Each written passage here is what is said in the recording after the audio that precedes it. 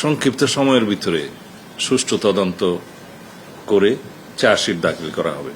বিচারের দায়িত্ব আদালতের।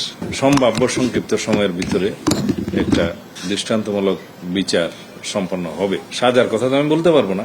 আমার মনে হয় আমাদের মাননীয় আইনমন্ত্রী আজকে এই ব্যাপারে প্রেস ব্রিফিং করেছেন রামিসা ধর্ষণ এবং হত্যার বিষয়ে। তারপরেও যেহেতু আপনারা প্রশ্নটা তুলেছেন, আমাদের বক্তব্য হলো স্বরাষ্ট্র মন্ত্রণালয়ের করণীয়। কিছু অপরাধ আছে, সেটা অপরাধ কমানোর জন্য প্রোঅ্যাক্টিভ কাজ করি আমরা। এমন যেমন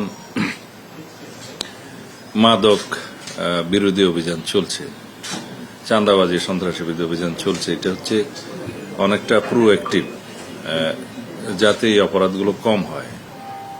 কিন্তু এই জাতীয় অপরাধগুলো, ধর্ষণ, হত্যা, এগুলো হচ্ছে সংঘটিত হওয়ার পরে পুলিশের যে অ্যাক্টিভিটিস করণীয়, সে বিষয়ে আমি বলতে পারি। আমরা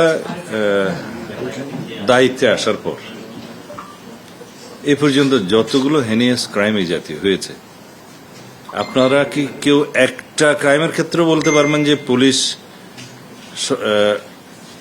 সর্বোচ্চ চেষ্টা করেনি এবং সংক্ষিপ্ত সময়ের ভিতরে তারা অ্যারেস্ট করতে পারেনি? একটাও নেই। আমার কাছে তালিকা সবগুলো আছে। যদি তার ব্যত্যয় কিছু হয়ে থাকে, আপনারা প্রশ্ন তুলতে পারবেন।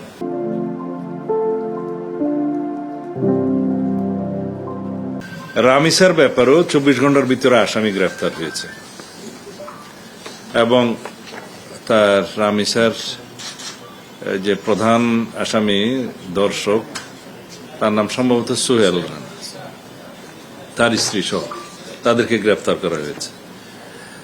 164 স্টেটমেন্ট দিয়েছে, জবানবন্দি দিয়েছে মূল আসামি।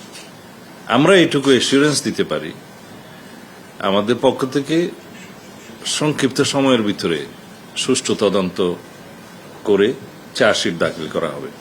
বিচারের দায়িত্ব আদালতের। বিচারহীনতার যে বিষয়টা সবাই সবসময় বলে থাকে, এটা সর্বক্ষেত্রে সঠিক নয়। কিছু কিছু ক্ষেত্রে বিচার বিলম্বিত হয়, সেই জন্য মানুষ মনে করে হয়তো বিচার পাবে না। কিন্তু এই জাতীয় ক্রাইমগুলো আমি ইন্টারিম গভর্নমেন্টের সময়ও দেখেছি। আমি তাদেরকে কৃতিত্ব দিতে চাই। সেই সময়ও এই জাতীয় কয়েকটা ঘটনা হলে হেনিয়াস ক্রাইমের সংক্ষিপ্ত সময়ের ভিতরে আইনি ব্যবস্থা, বিচারিক ব্যবস্থা তারা গ্রহণ করেছে। এক্ষেত্রেও আমি এইটুকু এসিউরেন্স দিতে পারি যে সম্ভাব্য সংক্ষিপ্ত সময়ের ভিতরে একটা দৃষ্টান্তমূলক বিচার সম্পন্ন হবে। সাজার কথা তো আমি বলতে পারবো না। অন্যান্য যে সমস্ত বিষয় এখানে আমি বলতে পারি, যেমন আমরা দায়িত্ব নেওয়ার পর তনু হত্যা মামলাটি সহ আরো কিছু মামলা আমরা লিস্টেড করেছি, যেগুলো অনেকটা দীর্ঘদিন যাবৎ বিচারিক প্রক্রিয়ার মধ্যে আনতে সক্ষম হয় নাই। সেগুলো আমরা অ্যাড্রেস করেছি।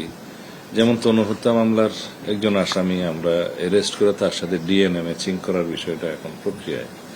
আরো 2 জন আসামি আছে। ইতিমধ্যে আরো একজন আসামির শনাক্ত করা গেছে, যার রক্ত পাওয়া গেছে। ডিএনএ টেস্টে 3 জনের স্পার্ম পাওয়া গেছে খুব সম্ভবত। এগুলো মিলিয়ে দেখা হচ্ছে।